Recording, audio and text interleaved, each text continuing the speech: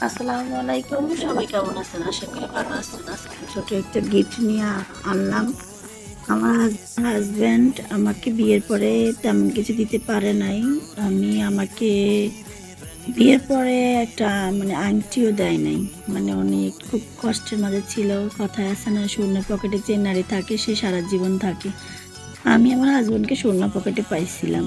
উনি আমার কাছে টুকিটাকি কিছু গয়না ছিল, ওগুলা উনি বিক্রি করে দেওয়া লাগছিল। বিক্রি করছিলাম। মোট কথা একটা দুষ্ট ছায়া উনার মাঝে আমার মাঝে আসছিল। খুব বিষাক্ত ছায়া যেটাকে বলে।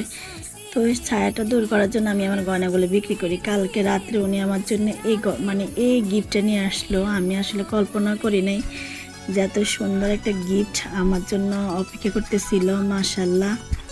মানে আপনারা দেখেন, দুলটা অনেক সুন্দর। এত সুন্দর আমি জাস্ট কল্পনা করতে পারিনি। আমি কাজ করতেছিলাম, উনি আমাকে নিয়ে আসলো। নিয়ে আসি বলল যে, "ধরো, তোমার জন্য একটা সারপ্রাইজ আনলাম।" আপনারা দেখেন কত সুন্দর জিনিসটা। আসলে কথায় আছে না, শূন্য পকেটে যে থাকে, ওনার কাছ থেকে আমি আশা করি নাই যে এটা পাবো। কারণ উনি অনেক কষ্টের মাঝে ছিল। খুব আমার আমি যখন ওনার জন্য আমার গয়নাগুলো বিক্রি করছিলাম, তখন ওনার খুব মন খারাপ ছিল। কিন্তু আপনারা দেখেন কত সুন্দর। আমি চিন্তা করি না। এখন স্বর্ণের যে দাম বলার বাহিরে। পরে আমি ওনাকে বললাম যে, "কি ব্যাপার? তুমি আমার জন্য হঠাৎ করে গয়না নিলা? এই গয়নাটা?" পরে উনি আমাকে বলল যে, "তুমি এটা কান থেকে খুলবা না। এটা তোমার জন্য আমি নিছি।" যাক আলহামদুলিল্লাহ, স্বামীর স্মৃতি। আমার হাসব্যান্ড আমার জন্য অনেক ভালো একটা জিনিস আনলো। এটা আমি কখনোই কল্পনা করতে পারি নাই যে উনি আমার জন্য এত সুন্দর একটা আনবে। বাইরে এত সুন্দর বৃষ্টির ওয়েদার, তার মাঝে আমার এই ছোট একটা দুল। জানি না কার কাছে কেমন। তবে আমার কাছে এটা স্বর্গের চেয়ে সুন্দর, স্বর্গের চেয়ে সুখময় মনে হচ্ছে আমার কাছে। খুব ভাল লাগতেছে যে এত সুন্দর একটা জিনিস উনি আমার জন্য আনবে। বাহ!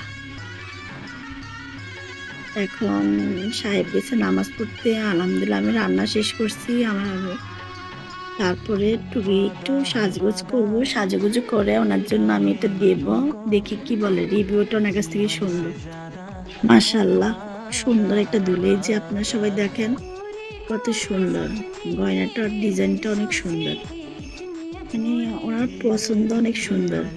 আমি যেটা আশা করি না সেটাই পাইছি, যেটা বলার বাহিরে।